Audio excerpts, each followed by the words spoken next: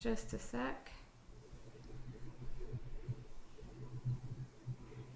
Since we're going to go for an hour, let me grab something to drink before we start. Okay, sure. I think we're on, but okay. I don't see anything on YouTube yet. Okay, it's going. It's fine. You know what? I'm gonna just put.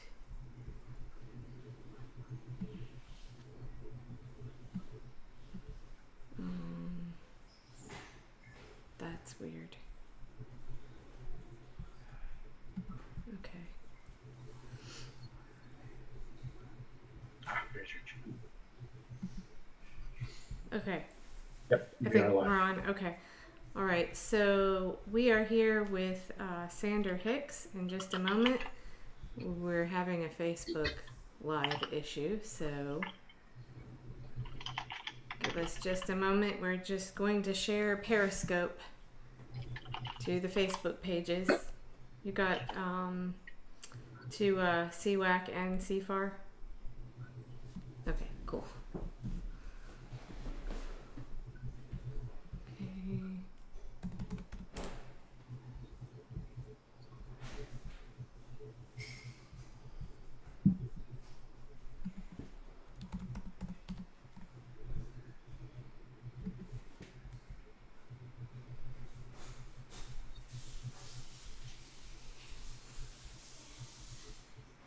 Okay. Are we on everywhere now? Yep, we're on everywhere. Okay, great. Hi everyone, I'm Kelly and we are here with Sander Hicks, the most recent signer of Candidates with a Contract, an anti-corruption contract. And Sander is also a signer of CFAR, which is Contract for American Renewal, which I just would describe as a more progressive, populist left contract, I would say. So Sander is running in the, 12th? Yes, 12th that's district, right. thank you. Okay. And you were running as a Democrat, but there was a problem with the signatures, is that correct? So now you're running as an independent? I'm similar to Tim Canova in the sense that I'm running as an independent, used to be in the Democratic primary, but I'm still a registered Democrat, but I'm also a maverick independent kind of guy, and I'm a real progressive. And so sometimes it seems that Democrats are maybe I'd like the real progressives to like take over the Democratic Party, but I also want to have the independents to be able to run up against the incumbent as an independent. Mm-hmm. So that's what I'm doing this year. Mm-hmm. Mm-hmm. We've seen a lot of that. It seems like in so many races, in the Democratic primary, if the true progressive is kind of given the same treatment that Bernie was given, the media blackout and ignored, and or if they gain enough traction, smeared, and then maybe like what happened with Tim Canova and the ballot destruction. So there just seems to be this continued effort from the establishment of the Democratic Party to keep down these real progressives that want change. So, I mean, for one, I was thrilled when I heard that Tim decided to run as an independent. I think, unfortunately, that's going to be the way we have to go, at least in some races. So, I know in Brooklyn there was also the voter purge of, was it 117,000? Is that right? Very good. 175,000, 200,000. I've heard different estimates, but yeah, I've actually met Frank Sedio, who is the Brooklyn party boss. He's a very friendly guy, but he reminds me of like you get the sense that he knows where all the bodies are buried in Brooklyn. Uh, he's uh, he's a very old school New Yorker. Mm-hmm. So, but yeah, he and his clerk Betty Ann Conway were the ones that purged what they felt were dormant votes. But a lot of people were angry that they couldn't vote in that Democratic primary, and a lot of people think that Bernie had the primaries stolen from him, not just in New York, but in Nevada and other key states. So there's a lot of interesting. Brandon DeGraff is an independent reporter. Everybody should Google and look more into his writing about the possibilities that the primaries were stolen. We actually had him on a panel a while ago and discussed just that. And yeah, he's working on that great series, Rigged, where you've probably seen that, going around state by state. That was the real eye-opener for me, during the primaries of what was going on with our media, because you could see, if you were paying attention to social media and or independent media and watching these reports, people were, on the ground filming, like, look, I've been given a provisional ballot, or look, my registration was changed. And then you turn on CNN and there's no reporting on this at all. That was the real sort of eye-opener for me when I thought something is not right with this not being reported. Right. We should give ourselves the integrity to call a duck a duck. If an election's being stolen, we should give ourselves the freedom to say what it is that we're feeling. Like, we self-censor in this country. We don't allow ourselves to speak the truth. So as an independent, the New York City Board of Elections said you have to put down some sort of independent nominating body. So I said, okay, I'm running as the Truth Party, and it's not necessarily going to be a new political party. I'd rather it be a political movement that can work inside the larger progressive left. Absolutely. Now you have a radio show also. I was not aware. I can't believe I hadn't heard it before. Yeah, it's called Deeper States of America, and it's on American Freedom Radio Network. Wow. Okay, and that's on, is it Fridays at 2? Used to be. Now it's on Wednesdays 3 to 5 on AmericanFreedomRadio.com. No, AmericanFreedomRadioNetwork.com. Yeah.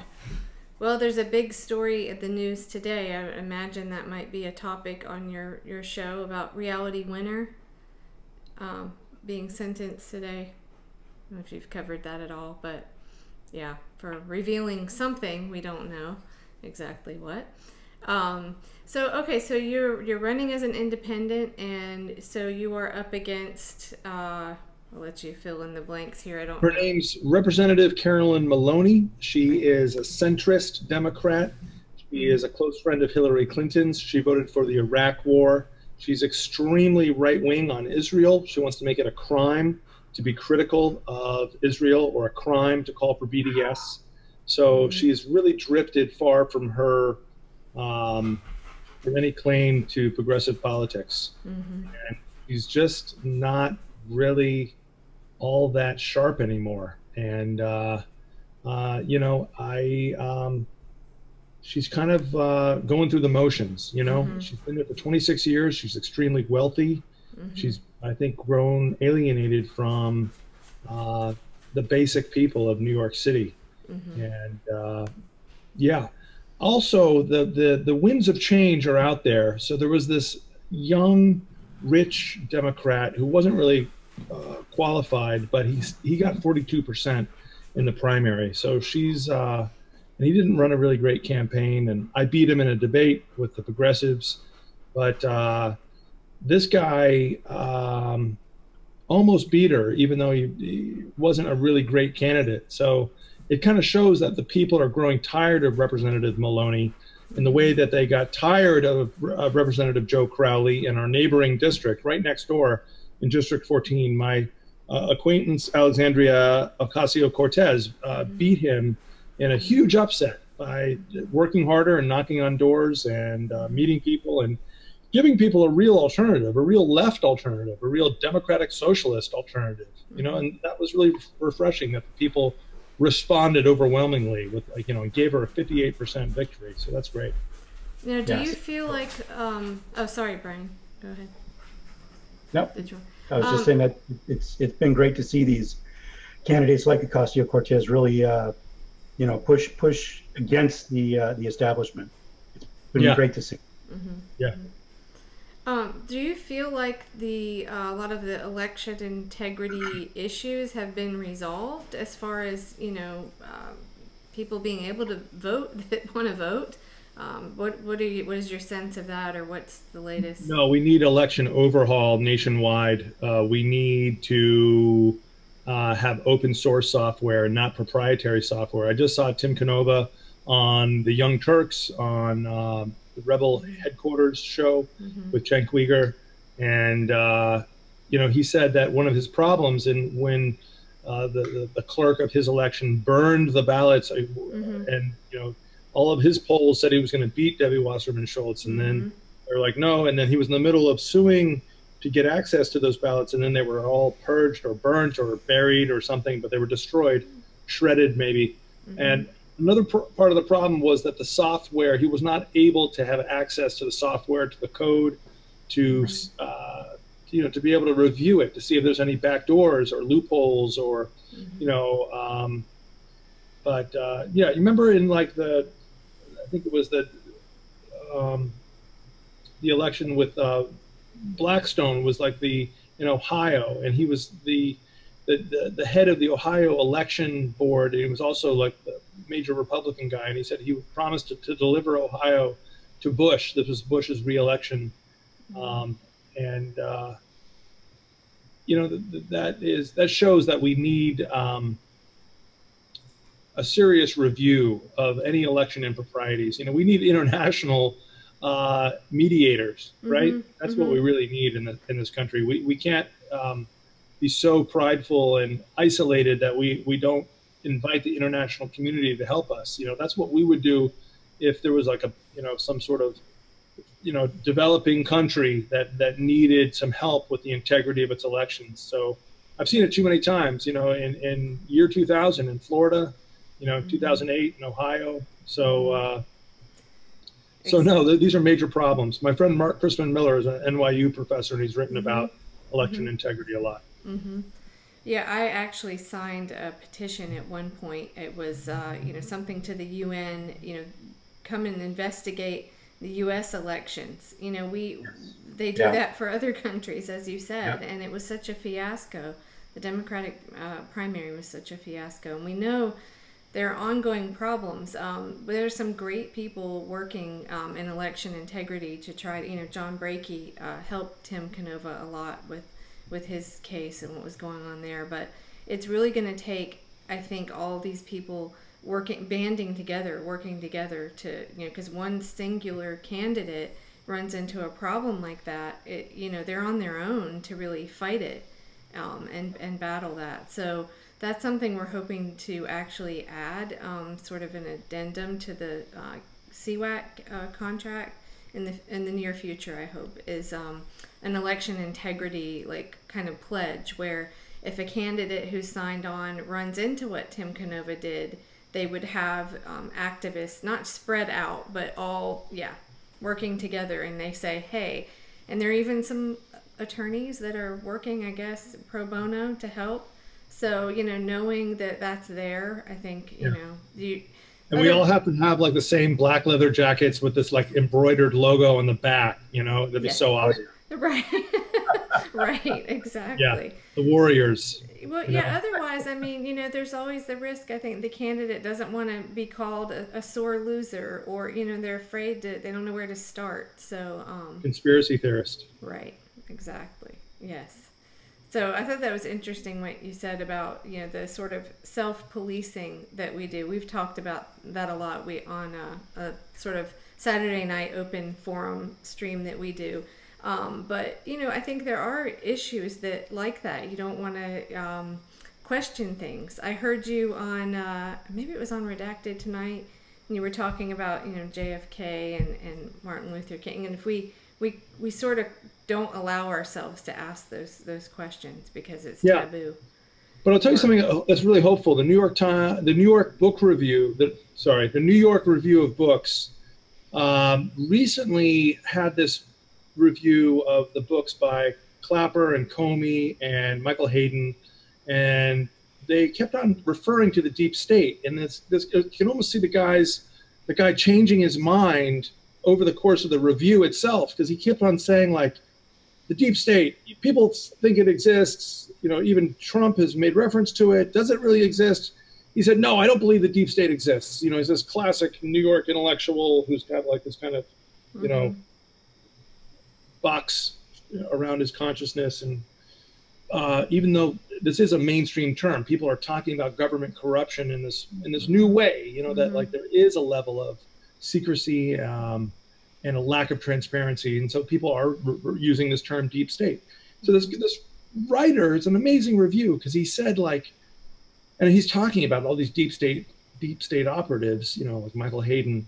And then he says, he almost like does this about face in the middle of the end of the article. He says, I don't believe that the deep state exists. However, 81% of America believes that something was wrong about the official story about the way that JFK was killed. And according to New York Times polls, American people think that the government is hiding something about 9/11. So I felt that that was like a huge watershed moment for me to see like this mainstream, very respected intellectual journal, you know, wrestle with itself. And it's almost like the guy was talking to himself, talking to different voices inside of his head of like, you know, what is real and what I want to be real, you know, and this idea of like, you know, I think we're actually in for some sort of like sea change in what we are able to accept as is real. You know, I've written 2 books about the war on terror, and the Bush-Cheney 9/11 cover story is really just a story. It's all based on myth. You know, if you do your homework, you realize that Phil Zelikow, the guy that controlled the 9/11 Commission, he was like one of the co-chairs, the executive director of the 9/11 Commission, not the co-chair, but he was the executive director. And this guy is all about myths. The neoconservatives, with their philosophy based on Leo Strauss. Leo Strauss was all about myth. He said there is no truth. It's all about myth and legend, right? And so the 9/11 official story is an emotional story. It's a cinematic story. The 9/11, you know, event, it was actually itself, you know, with all the different explosions and special effects, and you know, from the very first plane to the Pentagon was about an hour and a half. It was like kind of a perfect 90-minute real-time movie, right? But it's all based on myths. It's all based on actors and a cast of characters, you know, like the evil villain, Osama bin Laden, and, you know, and we'll just kind of, you know, blur over the fact that Osama used to work for the CIA, right? And we're not really going to look too deeply at like the Saudi connection to Khalid al-Mihdhar and Nawaf al-Hazmi, but it's really anti-intellectual to continue to believe in these myths. You know, the real stand of integrity and peacemaking is to say no more wars, no more Afghanistan, Iraq, Libya wars based on this myth. Well, part of the problem, I think we continue to see is that it's all due to the failure of journalism. You know, people can talk about conspiracy theories and why does this stuff flourish? You know, why do, you know, a lot of it's on the right, you know, Alex Jones, that kind of stuff. But, you know, why does it flourish? Because journalism is failing and journalism is not delivering news to the people. And so, you know, when Trump comes out and says fake news, there's truth to what he's saying because we're not getting the facts. And I think that just gives rise to more of the conspiracy theory, the real things that, you know, are conspiracy theories, and people can't, a lot of people, you know, you really have to dive in and do your own research, make it a full-time job to figure out what's true and what's not, and nobody knows who to trust. Well, see, here with 9/11, the Bush administration had the ability to completely kill the whole thing. All they had to do was have an open hearing on exactly what took place. And instead, what did they do? They had it behind closed doors. Nothing was reported.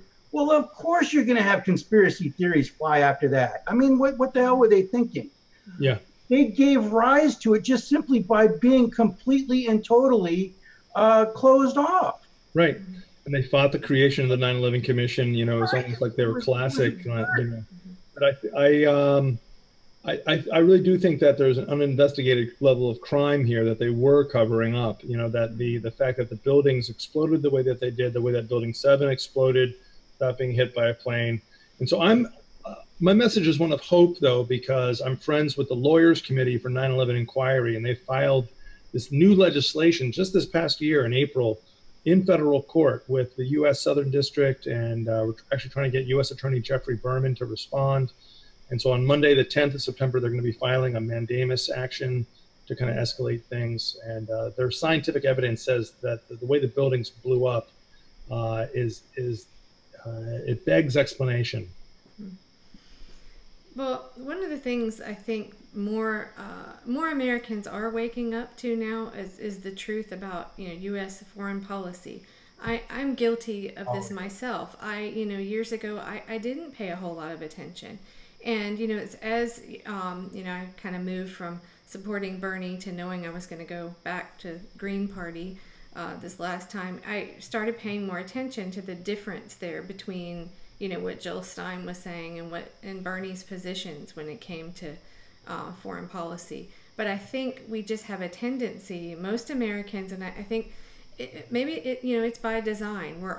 People are struggling paycheck to paycheck. It's really hard to worry about what's going on, across the ocean when you're nose to the grindstone, trying to make ends meet and worried about everything in your own backyard. But I think more and more people are paying attention now because, well, we have media, independent media that can report on things. But like the recent the bombings in Yemen, and people are actually saying, hey, look, this is funded by us. And I think so people are waking up to that. And I think Senator Chris Murphy in Connecticut had a great speech. I saw it on C-SPAN, and he was trying to get just a review of the Yemen support that we're doing with our tax dollars and military. He just wanted to have it be reviewed by international law. And the great moment of a near breakthrough to end the genocide in Yemen. But yeah, I'm really into U.S. foreign policy. I've traveled. I'm really into a revolutionary reform of U.S. foreign policy. And I've traveled to Iran twice. I'm about to go to Syria in November. I'm very interested in the USA rebranding itself as a country of peace and nonviolence, a country of international cooperation, international development. Look what President Xi Jinping in China is doing with international development, the Belt and Road Initiative. He's building more international highways and railroads and international shipping ports for developing countries, and they're using their financial muscle, and they're using the National Bank of China to help other countries create win-win situation. It's really kind of a post-capitalistic mindset. He's using the best of the Chinese socialist tradition, and they're also their reforms of that, and they're using some market mechanisms. It's a beautiful thing. Well, it's going to take, I think, the average American waking up and saying, wait, why do we keep just approving? What was the amount recently? 700 billion or something? For 700 military spending. Like, why does everyone just accept that? And there's never any, when it's free college or, Medicare for all. So how are we going to pay for this? But that's never asked. And I think most people just... Excellent point. Yep. Just don't ask. I get that a lot on the campaign trail. Is like, how are we going to pay for free college or Medicare for all? And I say, look at the bloated U.S. military budget. Oh yes. Oh yeah. And people actually, there's no follow-up question usually after that. People usually say like, oh yeah, you're right. Right. And Brian was in the Navy, so. Yeah, I was in the Navy for 10 years. I look at it this way: tell the Department of Defense, you're not getting another dime until you find the money you've lost. Right. Audit the Pentagon. Yeah, there's new legislation people are proposing about that. Yeah. Absolutely. Let them find the damn money they lost. Then we'll talk. Yeah. Yeah, I heard your interview on Redacted tonight where you were talking about changing, how U.S. foreign policy is sort of how it operates, how it's seen. It can be a peaceful thing. We can not have this economy of war just keep going.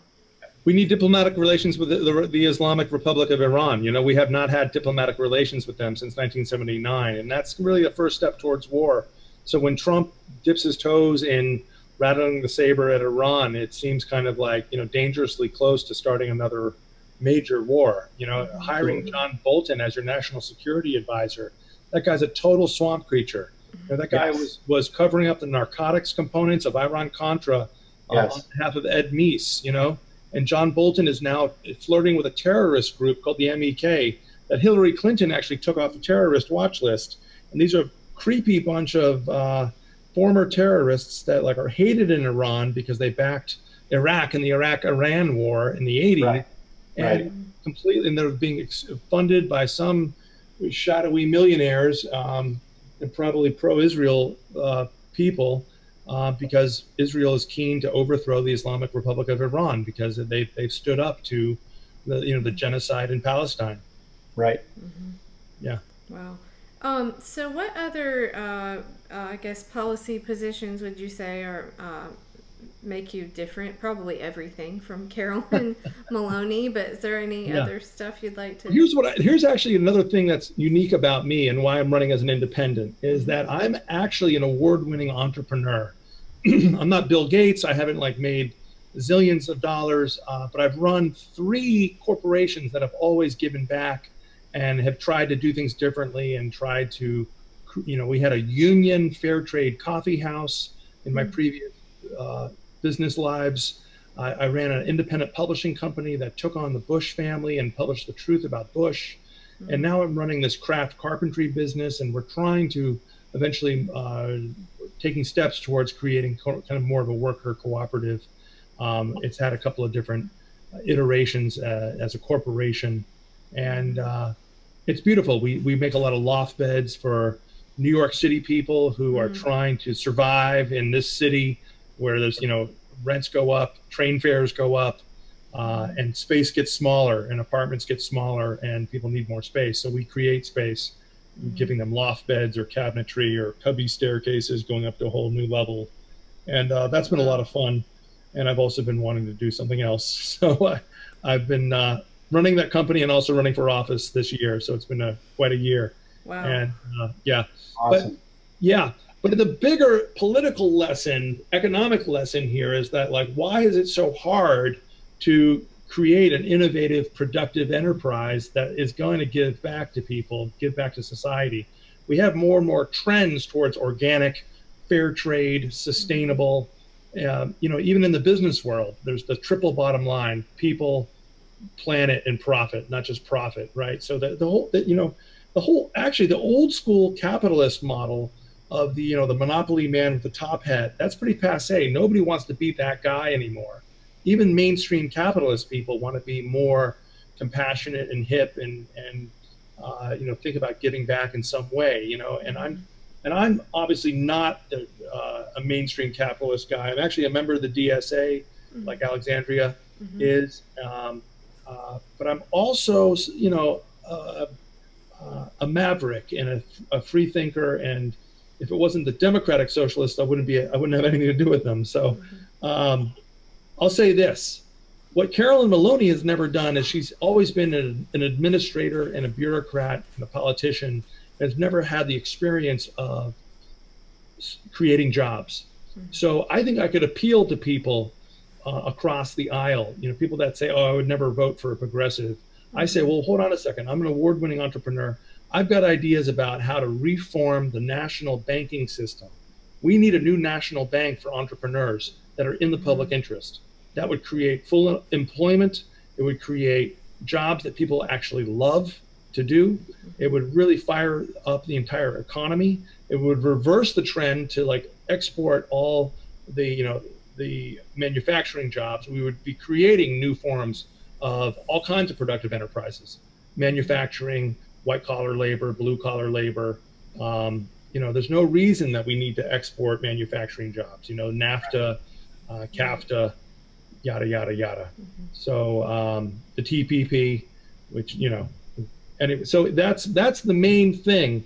I've got her licked on economics and on this kind of a hybrid economic philosophy, the best of socialism, the best of capitalism, looking at President Xi Jinping, looking at other models internationally. Even the Iranians, you go to Iran, they're not capitalist. They don't identify as capitalist, and they don't identify as communist atheist, of course. They say we're neither capitalist nor socialist, we're Islamic, and so they have a different way of doing things. So it's not like this model, the bailout capitalism that we practice now, is not the only form of capitalism. You know, capitalism is changing, like everything is changing, right? The wheel of Dharma, you know, it's all changing all the time. Just, you know, sit back and watch it change. It's perfect the way it's changing. You know? Yeah. Do you feel like what kind of response have you gotten as now running as an independent? Do you feel like in some ways you've gotten more support? You know, I know, you know, there's some pushback. People, people are concerned, like with Ocasio-Cortez, about, you know, her being just co-opted by the Democratic Party. Do you feel like you have, in some, maybe where you are in New York City, do you have more strength running as an independent? Does that? Well, I'll tell you the reality is it's not easy. There is a new ally I made when I was running in the Democratic primary. He's a former 60s radical lawyer. He's pretty high up in the Cynthia Nixon campaign. Mm-hmm. He kind of took me under his wing a little bit. But when I told him I was going to run as an independent, he thought it would be a tremendous waste of energy. And that was disheartening. But I'll tell you this. Every time I engage in every time I run, I learn a lot. And every time like every single day and every single week, I'm meeting new people, I'm making new contacts. You know, I might not win November 6th, but I might win in 2 years in the Democratic primary or in the general.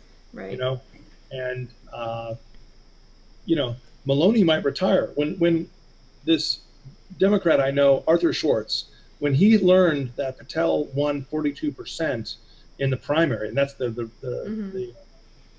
young rich guy who ran against her in the primary. I saw that.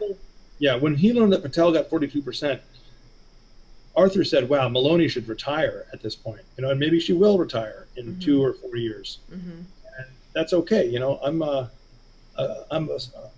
spring chicken at age 47, so." You know, I want to keep my eye on this seat. Yeah, that's our feeling with a lot of the candidates that have signed CFAR or CWAC, that, you know, we've seen a lot of them get 30-some-odd% of the vote with almost no money and total media blackout. And maybe they're not winning this time, but I do hope that they run again. They're building momentum and people are learning about them, and it may take another 2 years, but I think it's there. And another thing too, you know, about the whole Democrat independent, you know, part of what I love about both of these contracts is it really just focuses on the issues and the individual candidate and kind of tries to ignore the label. Like, there are some districts where it's just, you know, if you didn't run as a Democrat, you had no shot at all. I think, you know, like in Tim Canova's case, he's pointed out, I don't remember the exact numbers, but how people saying him splitting the vote there really doesn't make any sense. Just sort of the breakdown of Republican. Oh, I heard that. I saw him on YouTube today. Yeah, and right, because he said the Republican won't win. Right. So I guess, you know, each candidate has to decide what's best and, you know, how they need to run. But I think as more and more people in this country are not identifying, you know, with one part, you know, Democrat or Republican, and more are identifying unaffiliated or independent, that maybe they will just look at the candidate and hopefully look at things like promises they make to the voters, like CFAR and CWAC, I hope. So. Yeah. And we need somebody in this district that taps into the anger and the confusion and the distrust. You know, Congress has like a 10% approval rating, and the corporate media have a 10% approval rating. And I've been an independent media maverick. I've been an independent publisher. I'm going to be printing a newspaper in the next couple of weeks. We're going to print 100,000 copies in full color and get the word out about this campaign. Yeah, what is that called again? I think it's called. Oh, thank you for asking. It's the New York Megaphone. Awesome. And it's actually the resurrection of a project from like about 9 years ago. I did this thing when I was running this Fair Trade Coffee House community center. It was a real enlivening experience for this community in central Brooklyn, and it was a real anchor in the community, and we really helped people and we helped the neighborhood, and we published a community newspaper that took on a lot of local and federal government corruption, and and also provided cheap advertising to local small businesses too. So, and we're doing that again, and we're going to print 100,000 copies and get the word out. And there's going to be a page that's critical of Maloney, and also some position papers and some not position papers, but presenting me as a candidate, presenting me as an alternative candidate that can actually win. And I take it you'll have several writers that are working on this, or many writers? Yeah, no doubt. We've actually got Nomi Prinz agreeing to do something with us. She's the one that wrote the book Collusion, about the Federal Reserve systems and central banking internationally. Name sounds familiar. Yeah. Yeah, she's hot. She's huge. She's up there on the. She just was interviewed by Chris Hedges on RT. Oh, okay. RT. Yeah, I think with the failure of mainstream media also comes a lot of great other independent media. It's kind of hard to weed out a lot of it, but there are a lot of great Guion Journal. Trying to think. Well, Real News Network does a great job, but there are other places to turn. But I don't know. As we continue to see more censorship from on Twitter, that's a little bit scary. I think I'm not an Alex Jones fan, but I think anybody that was cheering shutting him down, where does it end? Yeah. Jimmy Dore was great on the Alex Jones shutdown, and I also wrote an article about it. My friend Helen of Destroy also wrote a piece on it that's worth looking at. And so that because Mueller is not our savior, and it's not Mueller time, right. Yeah, I'm not sure that those T-shirts are a little bit over the top. Talk about myth making. It's like we're so desperate. Everyone's so desperate for some sort of relief from the Trump thing that they. It's almost like it's like a scene from the Bible or something in which God says don't have a king, and then people are like, no, we must have a king, and so they grab a deep state creature like Robert Mueller, who did all this cover up of all this government corruption in the past, so he's not going to be our savior. And I told a friend of mine recently, I said, he's the guy that, said there were weapons of mass destruction, and she hadn't heard that. She's a couple of years older than me. We're using, as Brian, I think you said, the same characters even, this time around. Yeah, they kept the same characters. They're not changing anything. Right. Yeah. And then for people who think that Trump is going to be the savior and expose the deep state, and it's like, no, he's working with John Bolton and Rudy Giuliani of all people. Rudy Giuliani exactly.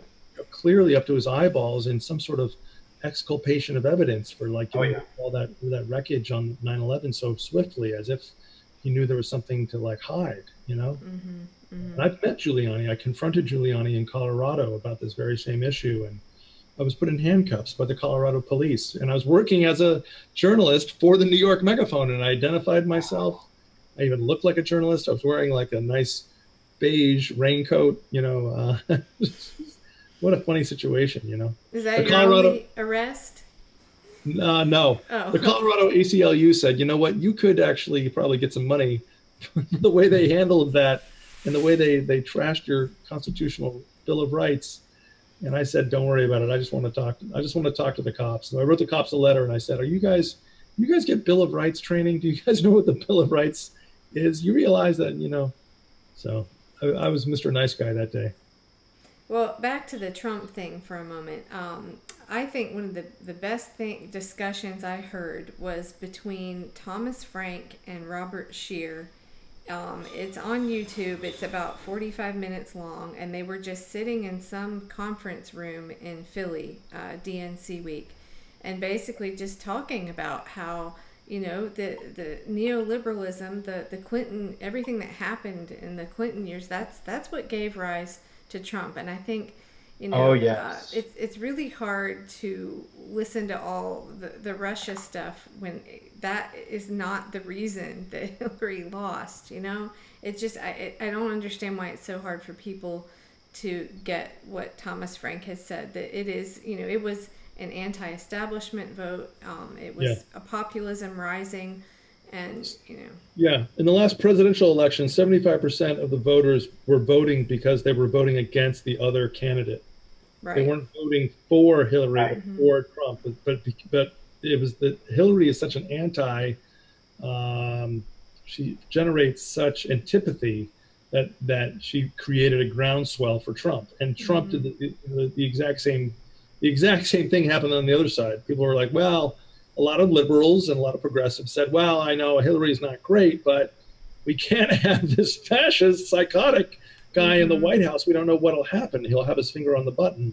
And that's true, actually. You know what? That's probably the best argument for voting for Hillary was that argument. So I understand. I don't judge them. But the problem is if we keep on voting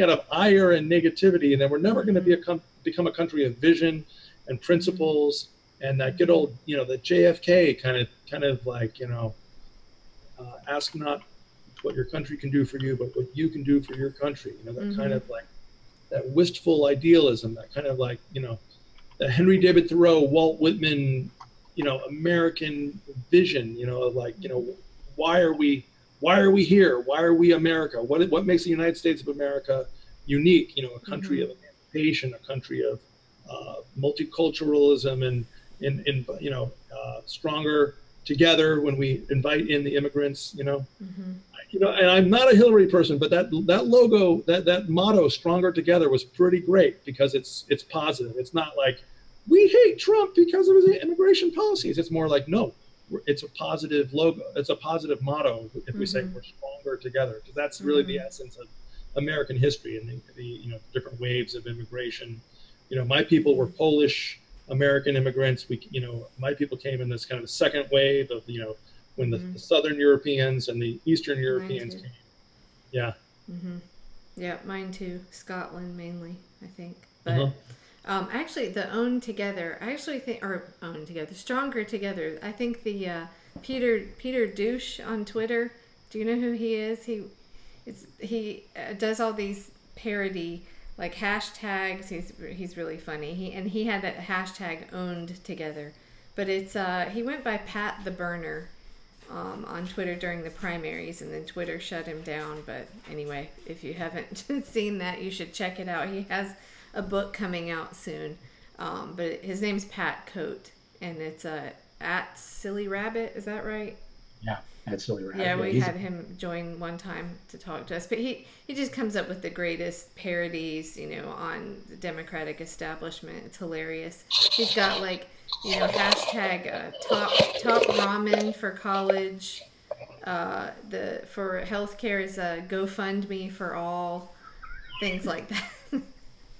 It's funny. Anyway. Cool. Send me a link. Yeah, okay. Yeah. I'll send it to you. It's at Silly Rabbit. But yeah. Let's see. How would you distinguish yourself then from this other? Is it Patel that you said the big money? He's not running anymore. He was only running in the Democratic primary. Oh. Right. Okay. Yeah. Gotcha. Okay. Yeah. So but I'll tell you how I would. I know his policies pretty well. First of all, he's got some great policies on ICE. He was, one of the people that was calling for the abolition of ICE, calling for the ending of the private prison industrial complex, and the racist incarceration policies. And I was with him on that. We had a lot in common. Where we differed was he was believing all the stuff this past spring about Syria, believing that Assad had done these chemical weapons attacks. Assad was winning the war against the rebels that the CIA was backing for the last, 8 years in his country. So there was no reason for Assad to do chemical weapons attacks. And just look at the way our corporate media and government worked closely together, and just kind of like they threw this story out there, and the corporate media tended to just believe them based on their word, not based on evidence. With the exception of Tucker Carlson, of all people, he was like saying, let's slow down and actually like wait for evidence before we attack Assad based on a rumor or an allegation. So, right. Well, Max Blumenthal, another one of my favorite journalists now, did a great job covering that. And Yeah. I actually knew his father. His father used to contact me back when I was this punk rock publisher publishing this book about Bush and trying to get the truth out about Bush back from 99 to 2001. We can talk about that later. But during the Q&A of the debate, they also asked Suraj Patel, who did you vote for? And he voted for Hillary, and I would never vote for Hillary. And I voted for Bernie in the primary and Jill Stein in the general. And was proud of that. And and then somebody asked Suraj Patel, when is it justified for the U.S. Army to attack? When would you feel it's okay for the U.S. military to be engaged? And he said, anytime that they're attacked. And I'm talking here about USA becoming a country that can lead through peace and nonviolence and conflict resolution and a smarter diplomacy, right? And he's saying that the USA is justified in using force anytime it's attacked. It's kind of like that begs the question: do you mean if they're attacked in Iraq, or if they're attacked in Afghanistan, or a country where they've been overextended for 16 years? Right.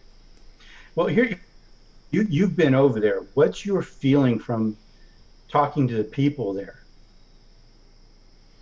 Yeah, that's a great question. I'm very interested in commonalities in world religions. So one of the things that I came away with was before I went to Iran the first time, I had this idea of what Islam is, and it was completely blown away because I had no idea that Muslims revere Jesus as much as they do.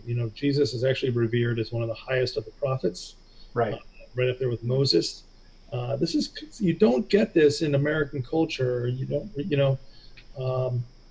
it's kind of counterintuitive to the Christian right, which tends to feel like it has to revere Zionism, which is the polar opposite. Zionism tends to be an atheistic, nationalistic sense of pro-Israel, right? And Islam is this idea of a religion that evolved out of Judaism through Christianity and then became its own thing, and their take on. So there was a lot of joy. There was a lot of commonality. There was I did some praying with them and talking about Jesus, who interests me as a revolutionary, who interests me as a liberator and just really a teacher of compassion, Right. And in the same way that the Muslims think that Jesus was the first Muslim, which they do, by the way, they think Jesus was the first Muslim, which would be, I guess, heretical to a lot of Christian Zionists. But I think Jesus was actually in the lineage of Eastern wisdom, blending Western and Eastern wisdom. Buddha came and taught 500 years before Jesus, and there's a lot of similarities between Jesus's gospel. And so I think I think we all need, people that are interested in this stuff. I know sometimes people run screaming from this, especially on the left, but if you're interested in this, I would say that one of the greatest things about travel, about people in the Middle East is what they can teach us about what we think we know about our religions in the USA. Right. Well, when I traveled over there, what I found most interesting is that the people were just so friendly, and over here, you get this really stereotypical view of the way that the people are over there, and you think that they're going to be very hostile and they're not going to be very friendly. Completely the opposite. You go over there and they're the warmest and some of the most friendly people you could possibly meet. And it really is a shame that more Americans aren't aware of just how different these people are than what they've been told. It's really quite sad. Right. And I think we'd have more compassion toward them if we knew just how warm and friendly they are as a people. Yeah. I even asked my 12-year-old son before I went to Iran, what do you think of Iran? What do you think is over there? And he said, chaos, violence, terrorism, and civil war. And I said, well, that's interesting because there is no civil war in Iran. There's Right. no terrorism. They're anti-terrorism. Iran is the only country that's actually like that has boots on the ground fighting ISIS. Yes. So Well, I that was just perpetuates most Americans' view that that it is chaos, that it's okay for us to be doing what we're doing over there. That Right. somehow we're better, somehow we're more civilized. We know better. But I wanted to get back to something about the military-industrial complex. I think we were talking about this maybe over the weekend, but just how you've got so many people now you've got that are depending, they work in military, and we've got young people that join the military because there aren't any other options, and because to get that GI Bill, to get college paid for. And so when you talk about cutting funding there, that's cutting some people's livelihood. It's like, well, how do we it just we need change on so many levels. We have to change that first so there are more opportunities. Yeah, keep the jobs, but change the job description.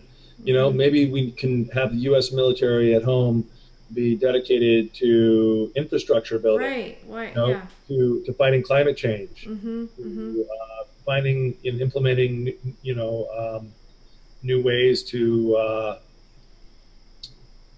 turn recycled products into roads. There's a really innovative program in the UK where they're using recycled materials to pave roads. Mm-hmm. It all just makes so much more sense. You just look at what we're doing and it just doesn't make any sense. Yeah. But you know what? It's all about, like, I'm going to come back to integrity and come back to, like, we have to find out who we really are. Mm-hmm. Is America going to be a country of truth and peace and possibility, Mm-hmm. or a country of myth and legend and false stories that aren't really true? The stories aren't serving us anymore. So the fact that we're a country of violence and bloodshed and machismo, those things are not serving us anymore, because there is a new possibility out there that we could be a country of compassion and sharing and development and infrastructure, and really just a country that is ruling itself from its heart and not ruling from its authoritarian head anymore. Mm-hmm. Now, I'm usually kind of how do I put it, in defense of some people, of some Trump voters, because I do feel like it was a lot of just anti-establishment vote. But there is that segment of the right that isn't going to agree with what you're saying. They hear that piece, and there is that pro-military attitude. I don't know how we change that, other than for people to see that all of these things would benefit everyone. Medicare for all, for example. I think that doesn't matter what side you're on.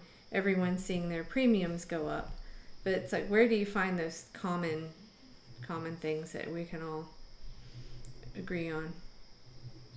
Yeah, sorry, I'm having some technical difficulties here because there's one of my campaign staff chipped off a part of my computer, and now I don't know if the power cord. Well, actually, I think we're Brian. Do we have any questions in the chat or anything, and on Facebook? No, I think we're good, actually. Okay, because we had trouble streaming directly to Facebook, but I think. Oh, I know the feeling. Yeah. Periscope went. Okay, so you said you have something. What is going on that you're in court at the end of the month? What? Yeah. So I have been trying to get on the ballot as an independent, and we have a little court action with the Board of Elections to make sure that we get on the ballot, and that's happening August 30th. So send me good energy, and we'll get it licked. There's a little technical problem with the Board of Elections sending out a letter and giving me like a very, very short time frame to respond to it. It's not reasonable. I think we've got it beat. I think we've got a good argument. So yeah, I think we'll win on August 30th, and I think I will be on the ballot for November 6th. Good. We hope so. Definitely. Great. Yeah, absolutely. Yep. Okay, so great. I don't want to keep you too long, and I'm wondering, you talk about all the stuff you're doing. I'm wondering when you sleep. Yeah, I'm Right. sleeping in very, very soon. And Carpentry, journalist, and you're writing stuff and running for office, and yeah. yeah, yeah. And you have a son. Yeah, you really must not sleep. Oh, technical difficulty. Okay, well. Yeah. Okay, well, we will. I guess we'll end it there. Thank you, Sander, for coming on, and it was a great discussion. I can't believe I didn't know more about him beforehand. So, okay, I guess we will end there, and so.